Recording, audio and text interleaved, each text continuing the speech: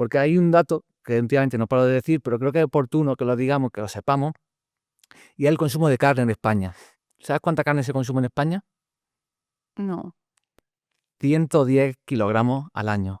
Eso equivale a 280 gramos al día, Por persona. por O persona. sea, una persona, yo, o sea, que me pongo como persona, que no es que lo haga, pero consumo 110 kilos solo de carne. Solo de carne, sin incluir pescado. Con pescado son 130 kilos, Y eso equivalen aproximadamente 280 gramos al día. al día Al de día. carne.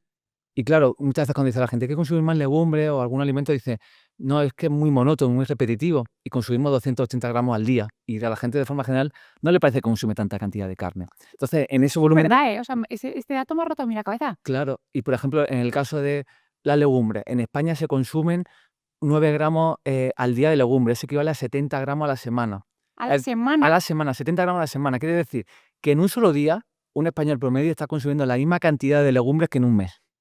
Es que, claro, o sea, voy a repetir un segundo, o sea, Sí. al día, es que no sé, me parecen unas cifras importantes que creo que cuando siempre decimos hay que consumir más frutas, verduras y legumbres, yo personalmente asumo que realmente se hace, pero claro, tú me das estas cifras Claro. y yo intuyo, o sea, un español promedio consume a la semana 70 gramos de legumbres y en cambio al día Entonces, más de 270 gramos de carne. efectivamente.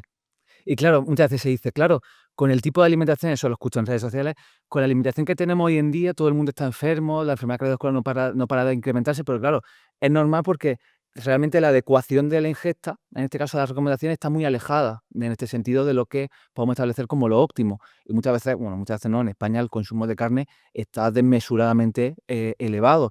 Y por eso, que es un poco hilándolo con todo esto, por eso en esos volúmenes de consumo el hierro hemo podemos decir que se consume una cantidad, pues podemos decir, reseñable. Y en ese volumen o en esa ingesta, pues el hierro hemo puede favorecer la producción de esos radicales libres que se interconectan de una manera bastante clara con muchas enfermedades, como en este caso puede ser el cáncer colorectal. Entonces podemos decir, Miguel, que realmente existen dos hierros y el que deberíamos priorizar es precisamente el hierro no hemo, porque no solo nos ayuda a tener el hierro que se necesita para un montón de reacciones, sino que además tiene ese efecto protector porque no tiene esas reacciones a nivel del colon, a nivel de inflamación crónica, así que es todo un win-win. Claro, por supuesto, incluso por un poco establecer una conclusión un poco más holística de todo esto, al final, y por no caer en lo que se conoce como el nutricionismo, es decir que un alimento es bueno porque tiene muchos nutrientes, que esto no paro, estoy cansado de escuchar esto, y hay como movimientos que dicen que cuanto más nutrientes tenga un alimento, mejor.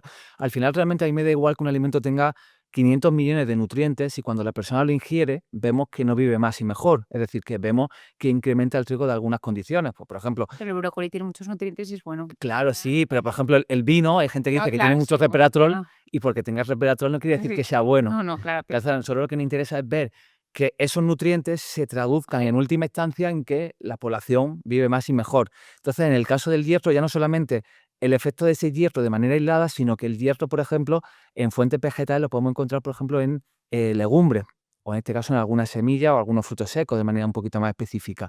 Entonces, ya no solamente que tengan ese hierro, sino que también, por ejemplo, tienen más fibra, o por ejemplo, también tienen grasas que de forma general es más insaturada. Y en el conjunto global de todo ello, ya no solamente el efecto aislado de ese nutriente, sino el conjunto de la matriz. Y eso nos ayuda a entender por qué en todos los estudios, de una manera bastante clara, vemos cómo el desplazamiento, por ejemplo, de legumbres a favor de las legumbres respecto a, por ejemplo, carne, pues se traduce en resultados bastante espectaculares en relación a mejorar la salud.